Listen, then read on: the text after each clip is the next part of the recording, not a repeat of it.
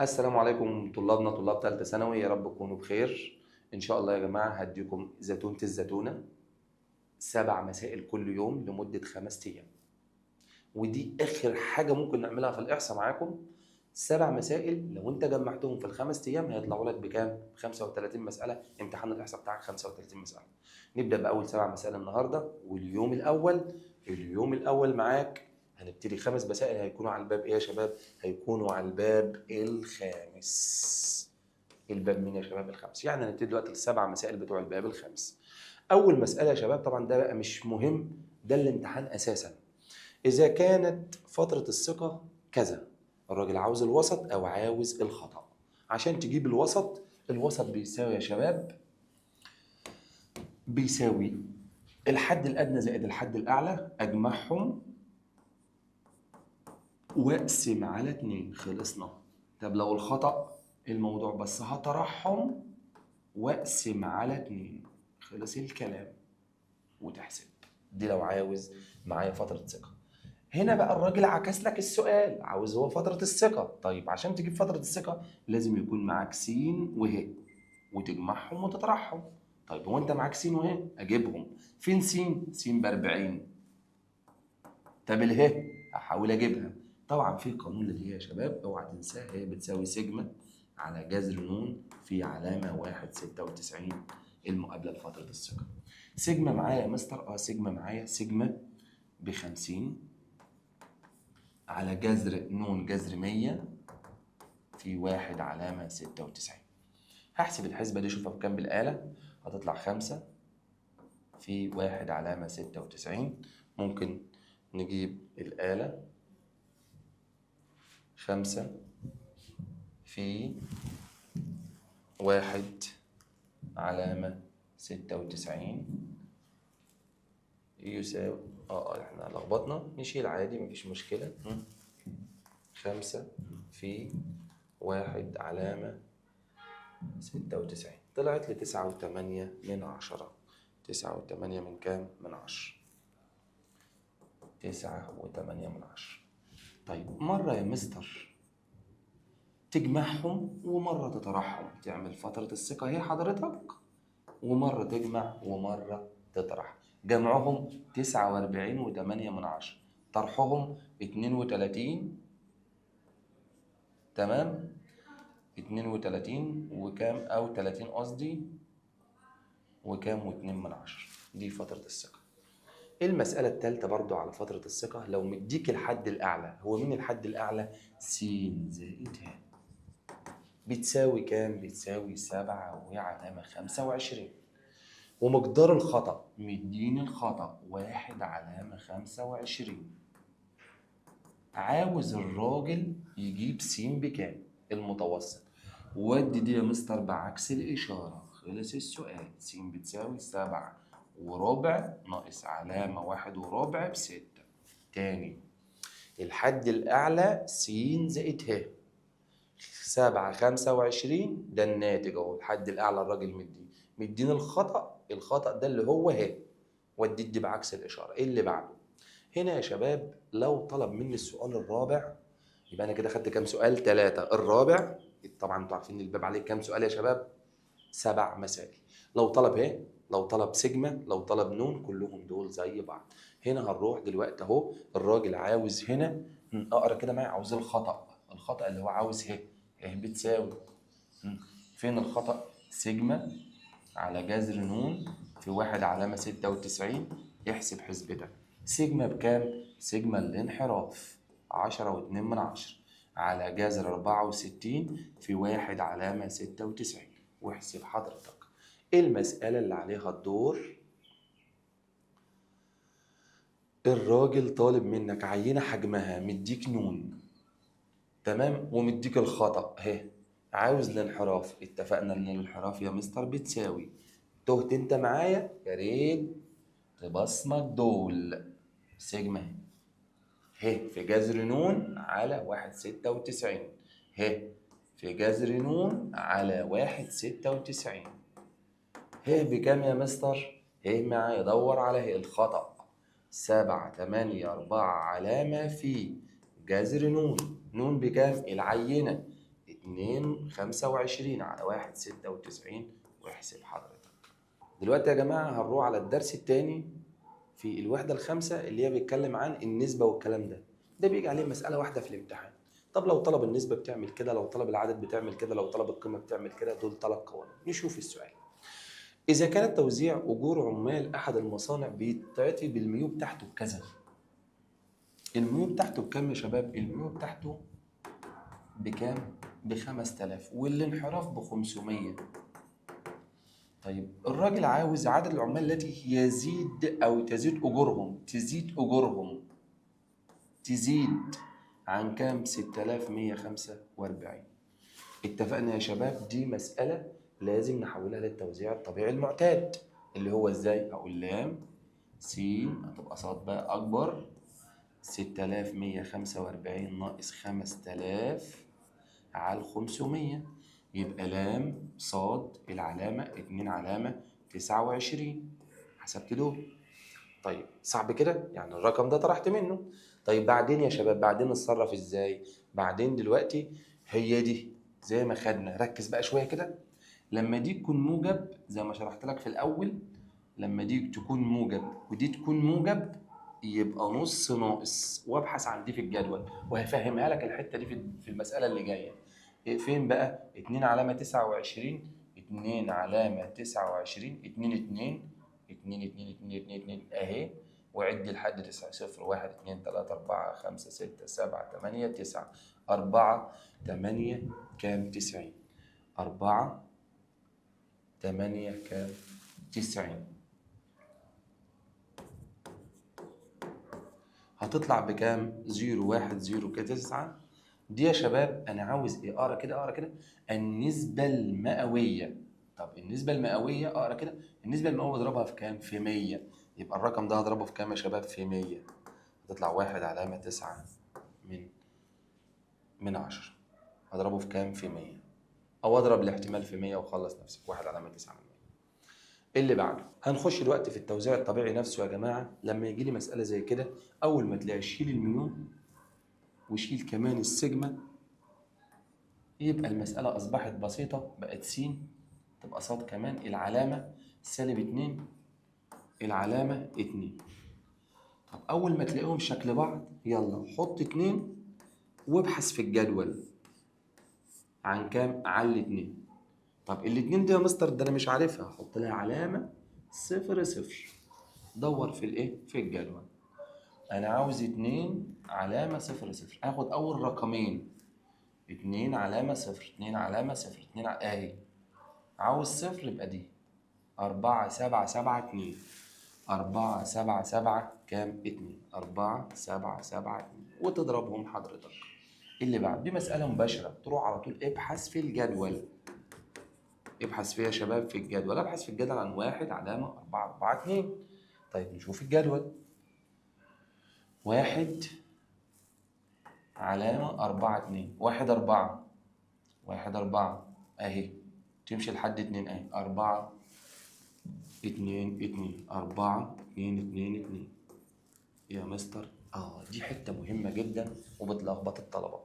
طيب دي يعتبر المسألة رقم كام يا شباب؟ المسألة رقم 7 والأخيرة. بس ممكن تيجي بأكتر من شكل. ممكن تيجي كده، ممكن تيجي كده، ممكن تيجي كده. كل ده يا مستر ممكن تيجي بيه، ممكن تيجي كده. طيب لو جات لي كده بحثت في الجدول على طول. طب لو جات لي كده طلبه كتير جدا بتلخبط تقول لك انا مش حافظ القوانين، ده انا امتى احط نص وامتى ما احطش، امتى احط زائد وامتى ما احطش. الموضوع بسيط. لو لقيت موجبين، لو لقيت سالبين نص ناقص، لو لقيت موجب وسالب نص زائد. تمام. طيب لو لقيت طب ايه؟ عندي الاصغر عباره عن سالب والاكبر عباره عن موجب، بس انا خلصت على كده. ازاي يعني يا مستر؟ ده ايه؟ اكبر يبقى موجب وده موجب نص ناقص وابحث في الجدول. تمام. الدنيا سهله جدا هنا دي مظبوطه. طب يا مستر خد واحده تاني عشان انا ملخبط. صاد العلامه كده مثلا كده 2 علامه 6 كده دي بالسالب ودي بالموجب.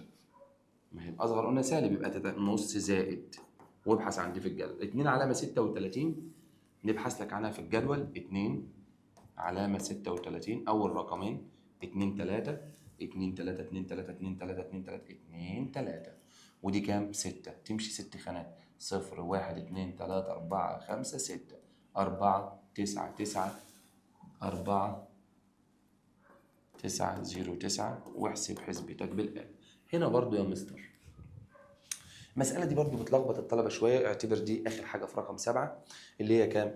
أول حاجة يا شباب هقول 5 من 10 ناقص، يبقى صاد العلامة طبعا كده أصبحت مظبوطة خلاص 0. تمام. هنا أنقص ده من 5 من 10 نقسمها كده ونشوف. علامة نص علامة 5 من 10 ناقص علامة 1 6 6. تمام طلعت. لا نشيل بس القلم الأول الأنا اللي متخزن. علامة 5 من 10 ناقص علامة 1 6 6 طلعت 3 3 كام؟ 3 3 4. يبقى كأن ده نص ناقص 3 3 4. أبحث عن دي بس أبحث عنها المرة دي في الناحية دي 3 3 4 أهي. بص على الجنب الأول 9 وبعد كده تكتب دي جنبيها يبقى 9 الأول و7 والعلامة يرجع اكتبها. يبقى الكاف طلعت لي بكام يا شباب؟ يبقى الكاف عبارة عن 97. خلص السؤال. أول نوع يا شباب سؤال الجدول، ده النوع الأولاني. لو طالب كاف بتجيب الكاف ازاي؟ كاف بتساوي 1 ناقص مجموع دول 7 من 10. خلصت. لو طالب كاف. افرض يا مستر لو طالب ألف وطالب الميو، ازاي اجيب الميو وانا معيش ألف؟ هجيب الألف. اجيب الألف ازاي يا مستر؟ سهل جدا برضو. ألف بتساوي 1 ناقص مجموع اللي تحت ده كله. 5 6 تطلع الناتج ب4 من 10. حطه مكانه. عاوز اجيب الميو. اجيب الميو ازاي؟ اجيب الميو بكل سهوله يا شباب. اوعى تنسى الميو. اضرب ده في اللي جنبه 1 في 2 من 10 زائد 2 في 3 من 10 زائد 3 في 4 من 10 زائد 6 في 1 من 10 واحسب يطلع الميو. ده السؤال الاول سؤال الجدول. السؤال اللي بعده سؤال المتغير العشوائي. سؤال مهم جدا في الامتحان، حاجات اساسيه. موضوع سهل جدا بتعوض عن السين بالارقام دي. يعني ايه يا مستر؟ يعني شيل السين حط مكانها 0 على 6. شيل السين حط مكانها 1 على 6. طبعا 1 في ألف اهو هنا 0 في ألف عشان ما تقولش المستر ودى فين. شيل السين حط مكانها 2 ألف على 6 ويساوي الكلام ده بكام يا شباب؟ بواحد. خد 6 من اللي تحت خلاص دي ملهاش لازمة. 1 و2 3 ألف بتساوي 1. اضرب يبقى 3 ألف بتساوي 6 على 3 على 3 يبقى الألف بتساوي 2. مسألة كانت مهمة جدا جدا جدا. السؤال الثاني يا حبايبي طلابي، هنا برضو مديك عاوز يعرف س أصغر من الاتنين. الموضوع بسيط جدا جدا جدا. الراجل مديني س بتساوي 1 و2 و3 ومديك هنا الدالة نفسها عاوز يعرف س أصغر من الاتنين. الموضوع أبسط ما يكون. هتعوض عن السين بالأرقام دي برضو. يبقى ألف في 1 أس 2 بعوض عن السين دي يا شباب بالأرقام دي على 2. ألف في 2 أس 2 على 2. ألف في 3 أس 2 على 2. الكلام ده يساوي بكام يا شباب؟ بواحد. لازم الأول أجيب الألف عشان أعرف المسألة رايحة فين وجاية منين. طيب بعدين يا مستر بعدين هتبقى هنا خد 2 تحت وبعد كده اجمع دول بالآلة 1 و2 أس 2 و3 أس 2. شوف الحسبة تطلع بكام؟ أدي 1 و4 5 5 و9 13 5 و9 14 ألف بتساوي 1. أضرب هنا أهو يبقى 14 ألف بتساوي 2 على 14 على 14 ألف بتساوي 1 على 7. طيب تمام. اكتب الدالة كويس يا مستر. إزاي أكتب الدالة كويس؟ يعني أكتب مكان الألف يبقى ده س بتساوي 1 على 7 ألف س أس 2 على الاتنين. هجيب د س بتساوي 1 على 7 في 2 ب14 س أس 2. دي كده أصبحت إيه يا شباب؟ الدالة. بس هو مش عاوز الدالة، هو هنا عاوز إيه؟ عاوز لام س أصغر من الاتنين. لام س أصغر من الاتنين دي إيه اللي أصغر من الاتنين؟ طب ما بسيطة جدا. اللي أصغر من الاتنين لام س بتساوي 2 زائد لام س بتساوي 1. ايه الكلام ده يا مستر؟ يعني عوض باتنين وعوض بواحد هنا. عوض كده يلا باتنين عشان الموضوع بسيط جدا. يبقى 1/14 في 2 أس 2. 1/14 في 1 أس 2. ويحسب حضرتك خلص الموضوع. اللي بعده مسألة رقم 5. إذا كان المتوسط لمتغير عشوائي الميو بتساوي 100 والتباين 16، عاوز معامل الاختلاف. أجيب معامل الاختلاف إزاي؟ مستر KG1 قال لك زمان إن 100 سيجما الاختلاف الميو. عاوز أجيب دلوقتي يا شباب اللي هو عاوزه الاختلاف سهل جدا. 100 في سيجما على الميو يبقى بتساوي 100 في السيجما كام؟ 16. غلط، أنا ده التباين. أجيب له الجذر يطلع ب4 على 100 مشي ويبقى الناتج ب4. اللي بعده لعب في القانون. الراجل مديك السيجما بتساوي 1.5 ومديك ده بيساوي كذا. عاوز المتوسط. المتوسط ده اللي هو الميو. ليها قانون على طول، خلص نفسك. بتساوي الميو هنا اهو سيجما تربيع ناقص د س ر ناقص سيجما تربيع. طيب خلاص يا مستر تمام. ادي الميو دي بكام؟ دي كلها ب6.25 ناقص دي بتساوي 1.5. طب يا مستر انت جبت القانون ده منين؟ سهل جدا طبعا، تطلع برضه ب4. خلص الكلام. تمام. جبت القانون ده منين يا جماعه؟ القوانين دي سهله جدا. اتفقنا ان لو جينا قلنا مثلا اهو، انتوا كنتوا واخدين القوانين ان ايه؟ ان سيجما تربيع بتساوي سيجما س تربيع ناقص د س ر ناقص كام ميو تربيع. هيجرى حاجه لو جبنا ده ورجعنا ده؟ خدت بالك كده؟ يبقى ما يجراش حاجه. يبقى احنا هنا الميو تربيع بعد كده ما طلع تاخد لها الجذر تطلع بكام يا شباب؟ تطلع ب2. اللي بعده المسألة رقم كام يا شباب؟ المسألة رقم 6. نفس القصة دي يا شباب، أتفه ما يكون. دي اعتبرها جدول. عارف انت الجدول؟ الجدول نفس الجدول الأولاني. نيجي أعمل جدول بسيط. جدول بسيط أهو، وشد خط. هات هنا س ر وهنا د س ر. تمام طلابنا؟ تمام. هتبدأ تحط الأرقام. كام المدى بتاعك؟ المدى بتاعي يا شباب 1 2 -1 -2 أس 0. حط كل حاجة بكام؟ -1 ب2/10، الواحد ب1/10، الاتنين معرفش سماها ألف، اللي الصفر ب4/10. تقدر تجيب لي ألف؟ طبعا يا مستر في أقل من ثانية. مسألة زي كده تقرفك ولا تقرفني ولا حاجة. جبت الألف لسه قايلها لك. 1 ناقص مجموع دول 7 3/10. يبقى أنا جبت الألف ب3/10. هو عاوز إيه بقى؟ لام س أكبر من الواحد. إيه اللي أكبر من الواحد يا مستر؟ يبقى لام س بتساوي 2. ليه؟ ما هو أكبر حاجة 2. 2 طلعت بكام؟ 3/10. خلصت يا مستر. اللي بعد كده دالة الكثافة يا شباب. الموضوع سهل جدا جدا جدا. سهل جدا جدا. أول ما يجي لي حاجة زي كده الموضوع بسيط. نص، افتح قوس، القانون بيقول زائد ناقص، وشوف الحسبة. هعوض يا مستر بالاتنين. 2 زائد 1 على 12. عوض بالأربعة. 2 زائد 1 على 4 زائد 1 على 12. وهنا في 4 ناقص 2. يبقى يا أبطال دلوقتي أنا بعمل إيه؟ بعوض بالاتنين وبعوض بالكام يا شباب؟ بالأربعة. هنا وهنا واحسب حسبتي. طب التانية دي يا مستر، هو طالب هنا الطلب التاني. لو أنا عاوز لام س أكبر من التلاتة بجيبها إزاي؟ تعالى هنا كده حط 3. إيه اللي أكبر من 3؟ 3 و4. يبقى كأن المسألة دي لام س أكبر من التلاتة وأصغر من الأربعة. خلاص يا مستر سهل جدا. نص، افتح قوسين، 4 ناقص 3 الأول. 4 ناقص 3 4 ناقص 3. عوض بالتلاتة وعوض بالأربعة. 3 زائد 1 على الكام؟ على 12 زائد 4 زائد 1 على 12. واحسب حساباتك. هنا يا شباب أتفه مسألة في الدنيا هتجيب ده. يعني نص، افتح قوسين، ناقص وزائد بتساوي 1. يبقى لو طالب قيمة متغير في دالة الكثافة تعوض على طول. طيب عوض لي يلا. كام يا ريس؟ 1 مكان السين ب1 يبقى الميم على 12.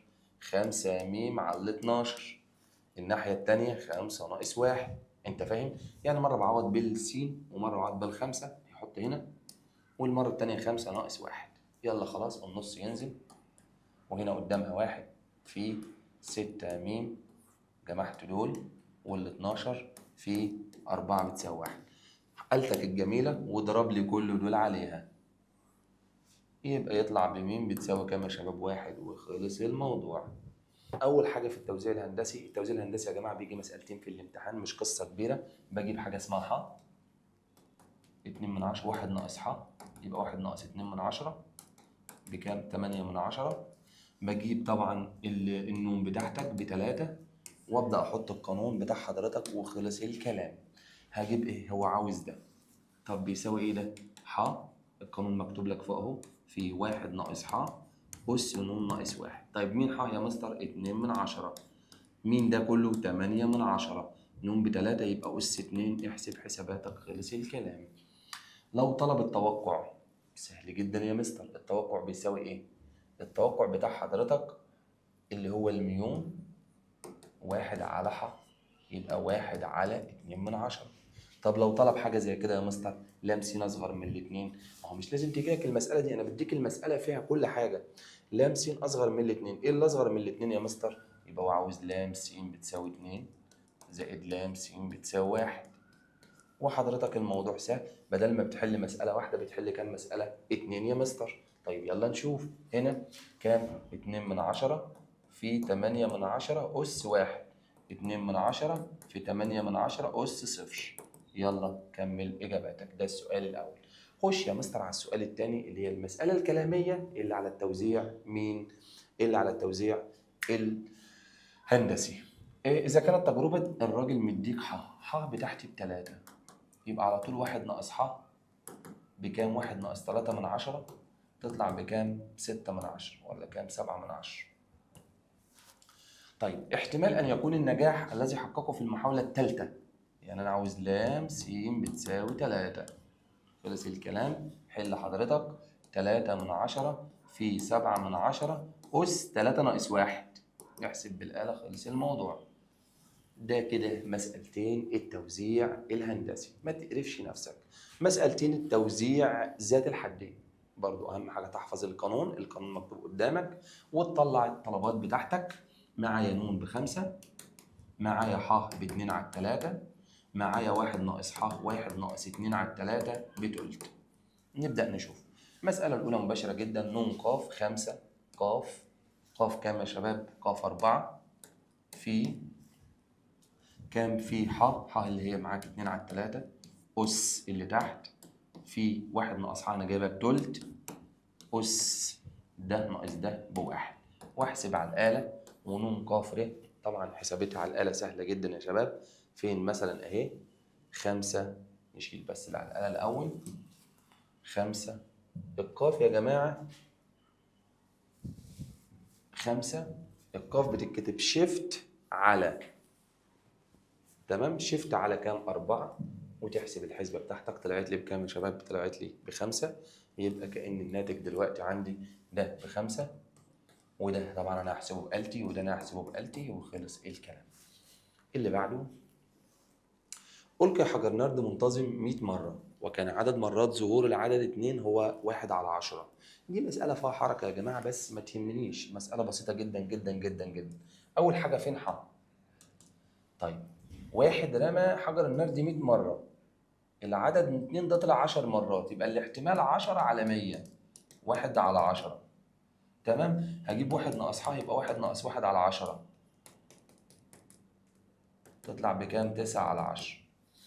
طيب ألقي حجر النرد 30 مرة، فإن العدد المتوقع للظهور ده، بص فإن العدد المتوقع، يعني هو عاوز التوقع، عاوز ميون. الناس تقعد تقرف نفسك، الميون بيساوي إيه؟ ح في نون. ح بكام يا شباب؟ ح بتساوي 1 على 10 في النون دي اللي هي مين؟ عدد المرات. كم مرة؟ 30 يا مستر، تطلع ب3. تمام؟ تاني، ألقي حجر نرد منتظم 100 مرة، إذا كان عدد مرات ظهور العدد 2 10، يعني هو ظهر 10 مرات، يبقى 10 على 100 ده النجاح. 1 على حد أنت عارفين إن أنا بجيبها على طول يعني. اللي بعد كده،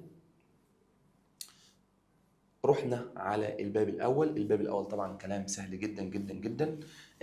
في معامل الارتباط هنجيب ر طبعا معامل الارتباط بيجي بطريقتين. الطريقه الاولانيه يا شباب يا اما بيرسون يا اما الخطي او الرتب، سواء ده نون مج نون سيجما س ص ناقص سيجما س سيجما ص على جذرين ناقص افتح قوسين. تمام. هنا سيجما س تربيع سيجما ص تربيع. تمام. هنا نون سيجما س تربيع نون سيجما ص تربيع. يلا حط ارقامك. النون معاك ب5 في سيجما س ص ب50 ناقص سيجما س وسيجما ص ب10 و20 على جذرين. طبعا الكلام ده الباب الاول الى حد ما طلبه حافظاه. ناقص 10 تربيع 20 تربيع. تمام. الاولاني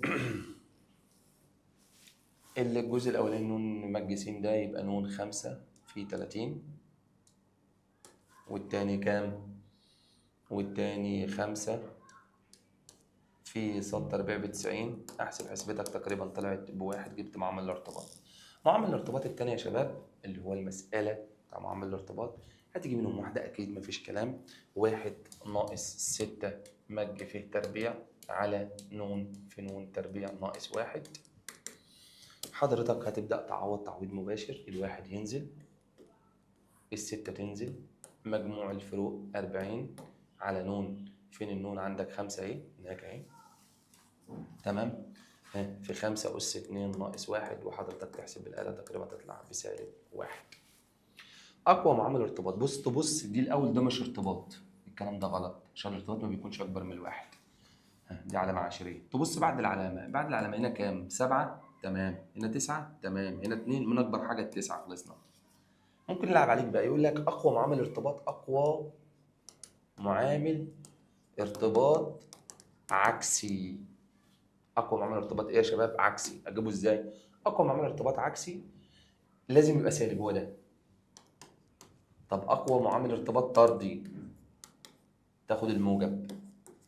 الاكبر حاجه بعد العلامه اهي الكبير اللي بعديها. يلا اللي بعده معادله الانحدار. معادله الانحدار جايه مساله لو طالب الراجل القيمه المتوقعه شيل السين وحط مكانها. شيل السين وحطها هنا. 3 زائد 2 من 10 في مكان السين ب5. خلصت يا مستر، تطلع ب4.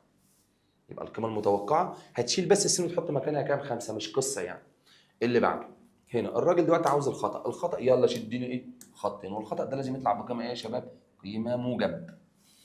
طيب يا مستر هتشيل السين دي برضو دلوقتي. الخطأ ده عبارة عن حاجة، عن القيمة الجدول أو اللي في الجدول ناقص التعويض. طيب مين القيمة اللي في الجدول؟ الراجل عطاها لك ايه؟ 4.6 من 10. التعويض عوض انت وانت صغير، هتشيل السين دي وتحط مكانها كام؟ 5. 2 من 10 في 5 زائد 3. فاهم عملت ايه؟ شلت السين. يبقى قيمة الخطأ ما تتوهش. قيمة الخطأ الجدول ناقص التعويض. الجدول ايه؟ معاك، والتعويض معايا هي عوضت. طلعت لي بكام؟ ب4. حطيت هنا ال4. الناتج 6 من 10. خلص الموضوع. معادلة الانحدار دي عاوز نوع الارتباط. بص جنب السين ده سالب عكسي. خلصت. إذا وقعت النقطتين دول عاوز على خط فإن الارتباط إيه؟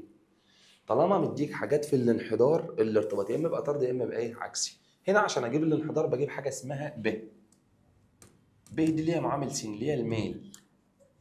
من الميل يا مستر بتشد خط كده، شغل البصمجية الأول مع الأول تحت. 11 و6 من 5 ناقص 6 ونص و10 و5 تطلع ب1. خلصت. يبقى الانحدار هنا إيه؟ هنا الارتباط قصدي هنا ايه؟ تقول لي تام؟ لا، هقول لك طردي فقط.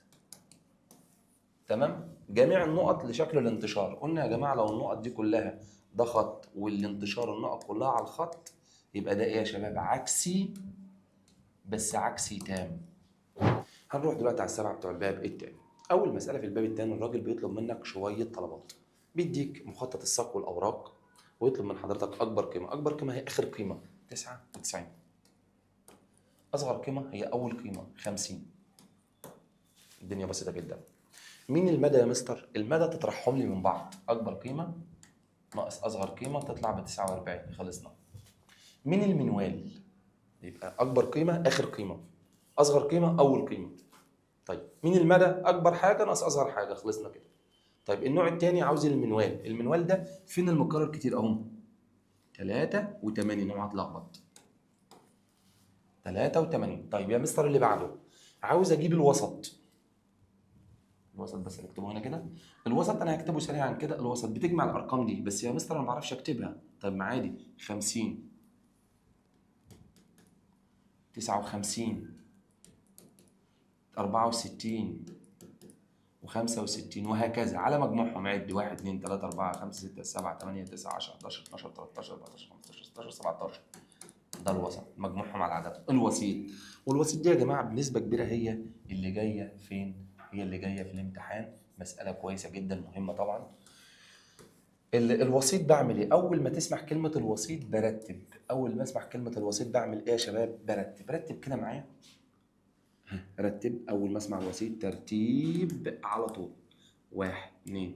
شوف برتب ازاي؟ 3 4 5 6 7 8 9 10 11 12 13 14 15 16 17. رتبت وزي الفل و100 100. طيب الترتيب ده هو احنا عددنا كام؟ 17. حلو. اجمع عليه 1 واقسمه على 2. طلع بكام دلوقتي؟ 9. اللي رقم 9 هو الترتيب. هو مين؟ 3. مش ده رقم 9؟ 3 و8 ده الوسيط. طيب ايه السؤال الثاني كده؟ السؤال الاول خلاص لازم تيجي واحده. الرباع ما فيش كلام. الرباع عنده نوعين، غالبا ممكن النوعين يجوا. الرباع الاول بجيبه ازاي يا شباب؟ سهل جدا. الرباع الثاني الرباع الاعلى نصف المدى. القصه كلها موضوع سهل. رتب وعد او العدد. ارتب الارقام. يلا رتب يا مستر. 2 3 4 7 8 9. العدد بتاعهم 2 1 2 3 4 5 6 7. انا عاوز ترتيب الاولاني، ترتيب الرباع الاول، ترتيب الرباع الثالث، عشان نجيب الاعلى والادنى. ترتيب انا عندي سهل خالص، ماليش دعوه. قانوني نون زائد 1 على 4. وهنا برضو نون زائد 1 على 4. انا عاوز الرباع الاول يا مستر اضرب في 1. عاوز الرباع الثاني اضرب في 3. ما تقعدش بقى تحفظ لي قوانين، الدنيا سهله جدا. يبقى نون زائد 1 على 4 في 1. نون زائد 1 على 4. حسب الدول نون بكام اصلا؟ ب7. 7. حسب الدول هيطلعوا لي بكام يا اسد؟ ب2. وحسب الدول هيطلعوا لي بكام؟ ب6. يلا الرباع بقى نفسه فين؟ عد معايا. 1 2 ده الرباع الاول. الرباع الثالث 1 2 3 4 5 6. طيب نصف المدى الرباعي. نصف المدى الرباعي اهو سهل جدا. اطرح دول. 9 ناقص 3 على 2 تطلع بكام؟ ب3. السؤال كمان، السؤال رقم 3 برضو على الرباع. اول ما تسمع رباع رتب وعد. طيب رتب يا مستر. 1 2 3 4 5 7 8 9. 1 2 3 4 5 6 7 8. يلا ترتيب الرباع. ترتيب الرباع نون زائد 1 على 4 في ترتيب الرباع الثالث. نون زائد 1 على 4 في. طيب لو انا عاوز الرباعي الاول اضرب في 1. عاوز الرباعي الثاني اضرب في 3. الدنيا بسيطه جدا. طب حط ال8 يلا مكان النون وشوف لي الحسبه تطلع كام. طبعا ده كلام سهل جدا جدا زي ما انت شايف. الاولى هتطلع ب 2 وربع، والثانيه هتطلع ب6 و75. طيب يلا نشوف الرباع بقى نفسه. امشي معايا يلا كده نعد بقى.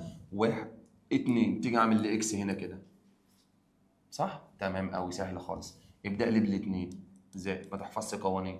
ده ناقص ده 3 ناقص 2 في الكسر. خلصت. الرباع الثالث اللي ما فهمش عد معايا. عد. ده كام؟ 6. 1 2 3 4 5 6. اعمل لي اكس.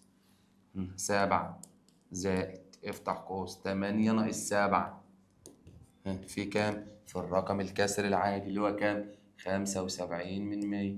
احسب حساباتك يلا. طبعا ونصف المدى الرباعي هطرح النواتج دي اللي هتطلع واقسم على الكام يا شباب؟ على الاتنين. من التمثيل بين الراجل عاوز الرباعي الادنى والرباعي الاعلى. نفس القصه مفيش كلام. رتب الاول. طب يا مستر ارتب ازاي؟ هم مترتبين يا واد، هم مترتبين. 56 59. 64. 65. 69. 70. 71 وانت ماشي.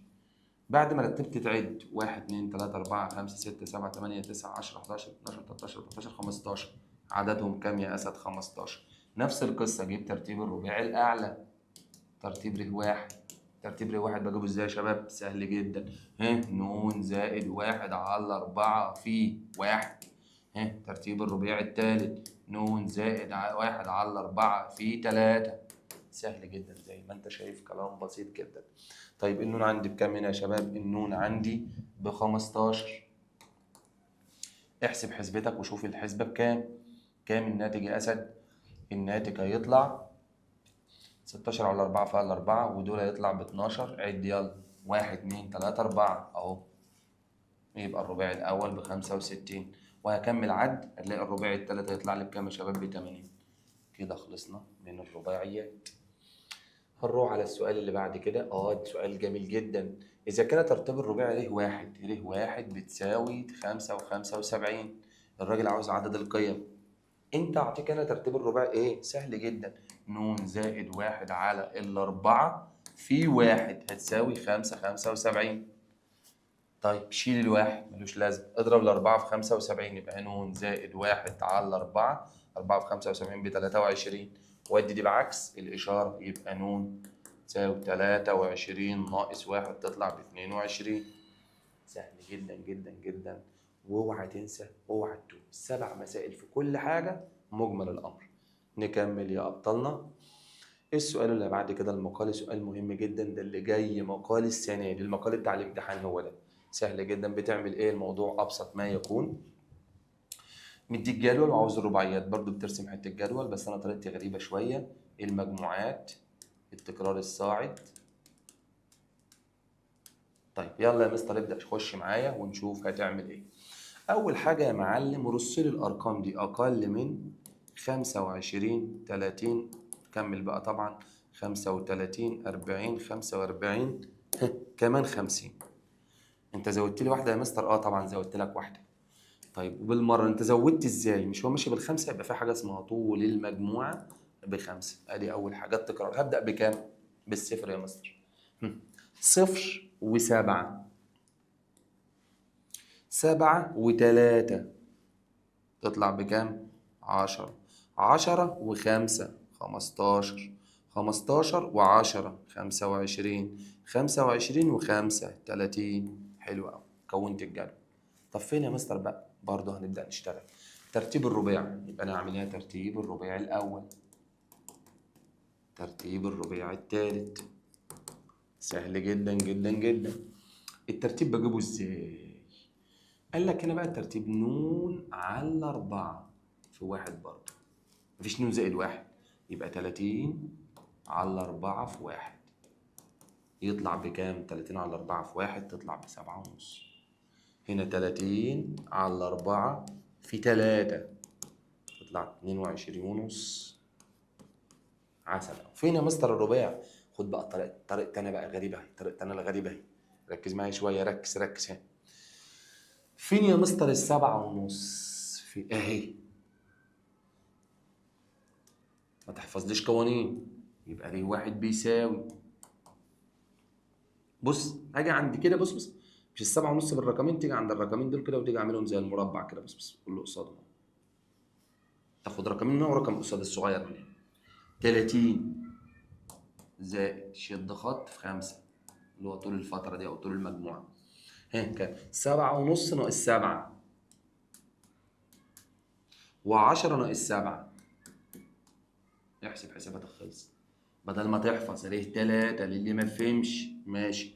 ر 3 هنا ترتيبها كام؟ 22 ونص. 22 ونص هنا. عسل قوي. كام؟ 22 ونص. كام؟ 22 ونص. الأول هبدأ أهو. فين أهو. بص بص بص بص، شوف دي. افهم اهو. افهم عشان ما تلخبطش. هبدأ بال40. شد خط في 5. 5 ده الطول اللي احنا متفقين عليه. طيب بدأت بال40. 22 ونص ناقص 15. بعد كده 25 ناقص 15. خلاص خلص الكلام. اخر مساله يا جماعه في النوع ده اللي هي طبعا بتاع الترتيب، انا هقولها كده سريعا يعني كلام بسيط اساسا. بيتكلم الراجل في عاوز يحسب معامل ارتباط لسبيرمان للرتب. طبعا بتيجي طبعا احنا محتاجين نجيب رتب س ورتب ايه يا شباب ورتب ص وفيه تربيع. طيب يلا كده نبدا. اول حاجه ترتيب الامتياز، ارتب اجيب الامتياز واحد، اللي بعد كده جيد جدا، اتفقنا. طيب اللي بعده 3. طب ما ده 3 وده 3، طب ما اكتب تحت كده عشان ما اتلخبطش، واجي على جنب واجي قايل ايه 3 زائد 4 على 2 تطلع بكام؟ ب3 ونص. يبقى ده ترتيبه 3 ونص وده 3 ونص. عسل قوي. طب بعد 3 وبعد الأربعة ادي 5 وادي 6. كده انا جبت ايه؟ الترتيب الاول. التاني في الامتياز ادي 1. فين الجيد جدا؟ ادي 2. فين اللي بعده؟ ادي 3. طيب 4، الله ده انا لقيت دي 4 ودي 5 على بره.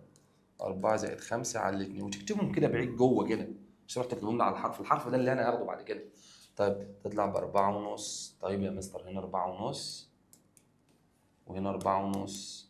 واحد يقول لي بقى اللي عليها الدور تبقى كام؟ ما 4 ونص بعدها 5، لا انت اخرك هنا 5 يبقى دي 6. يلا رتب س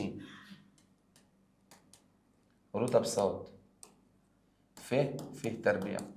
يلا يا معلم مين رتب س؟ يلا حط الارقام دي بالترتيب. 1 3 ونص 1 3 ونص كام؟ 2 5 6 3 ونص. شد خط. من اللي بعده 3 6 4 ونص 1 2 4 ونص. يلا يا معلم الفه طرح. سالب 2 سالب 2 ونص سالب 2 ونص 4 سالب 1. الفه تربيع دي يا شباب كل رقم اضربه في نفسه. 2 في 2 ب4، 2 ونص في 2 ونص ب6 وكام وربع، 6 وربع، 4 في 4 ب16، 16 1. كل رقم ضربته في نفسه. جمعت دول تمام، جمعت دول 16 و16 32 وادي 12 13 13 17 17 وادي 33 يبقى 50. هجيب معامل الارتباط 1 ناقص 6 سيجما ف تربيع على ن في ن تربيع ناقص 1. مين الواحد يا مستر؟ ثابت وكبير كده اهو. ال6 تنزل، مجموع فيه تربيع 50. ن معايا 1 2 3 4 5 6. 6 أس 2 ناقص 1 واحسبها تطلع 1. تعالى يا مستر نروح على ال7 مسائل بتاع النهارده بتوع الباب الثالث. قبل ما اخش على ال7 مسائل هديك نبذه بسيطه كده عن الباب الثالث. فيه شويه حركات و3 قوانين. اول ما اسمع متنافيان هتصرف ازاي؟ متنافيان التقاطع بصفر. دي الحركات اللي احنا بنتكلم عنها. اول ما اسمع كلمه جزئيه التقاطع بالاول والاتحاد بالتاني. طيب الشرط لام ألف شرط بتساوي التقاطع على التاني. أول ما أسمع كلمة مستقلان تجيب التقاطع بيساوي حاصل الضرب. التقاطع بيساوي حاصل إيه يا شباب؟ الضرب. عندي دول شوية الحركات، 4 حركات مطلوبين منك: متنافيان، جزئية، شرط، مستقلان. بس خلصنا كده. خش على ال3 قوانين. عندي الباب كله تلخيص و3 قوانين. ايه القانون الاول يا شبابنا؟ سهل جدا جدا جدا. لام الف اتحاد ب بتساوي لام الف ولام ب ناقص التقاطع. طب لام الف ناقص ب شيل دي خالص، يبقى لام الف ناقص التقاطع. طب لام الف شرطه شيلها، 1 ناقص لام الف. يلا هنا دول بقيه ال3 قوانين هم يعني مثلا دي هي دي 1 ناقصها. تمام. دي طالما الشرط على الاتنين تشقلب. طالما الشرط على ايه يا شباب؟ على الاتنين. طيب لام الف تقاطع ب شرطه معناها لام الف ناقص ب. ما الشرطه معناها ان انا مش عاوزها. طب ما الف ناقص ب ايه هي مستر؟ هو نفس القانون. تعال نشوف المسائل. اول مساله يا شباب تعويض مباشر، امشي كده مع المساله. مديك لام الف ما فيهاش حاجه، مديك لام ب ما فيهاش حاجه، عاوز دي، يلا اديني القانون بتاعها، بتساوي لام الف ناقص التقاطع. تقعد تبص في اللي فوق ده على طول، يبقى 4/10 ناقص 1/10 3/10. دي اول مساله. يا ترى يا مستر ممكن يجيب حاجه تانية؟ ممكن يجيب لك دي، عاوز لام الف شرط ب. طب ما بسيطه جدا، بتساوي لام الف تقاطع ب على لام ب، اللي هي بتساوي كام يا مستر؟ تساوي 2/10 على 4/10 بنص. دي يا مستر المسائل المباشرة. النوع الثاني المسألة، النوع الثاني المسألة اللي فيها حركة، اللي فيها تظبيطة. بص كده، لام ألف بتساوي لام ألف شرطة، اشطب حط لام ألف بنص. أول مسائل الأولى. طيب عاوز لام ألف ناقص ب، خلاص يا مستر دي فيها قانون؟ لا، أنا خلاص خدت الحركة اللي أنا عاوزها. عاوز لام ألف ناقص ب بتساوي لام ألف ناقص يا مستر التقاطع، اللي هي نص ناقص تلت، اطلع الحسبه تطلع بسدس. هنا لسه برضو في المسائل اللي فيها حركات، امشي مع المساله، اول ما تلاقي الشرطه اشطب عليها 1 ناقص كذا، اشطب عليها 1 ناقص 2 على 3. طيب دي خلاص، هو عاوز لام الف. بص الشرط على الاثنين، الشرط على الاثنين، يبقى على طول لام الف اتحاد ب الكل شرطه، اللي هي بتساوي 1 ناقص الاتحاد، اللي هي 1 ناقص افتح قوس.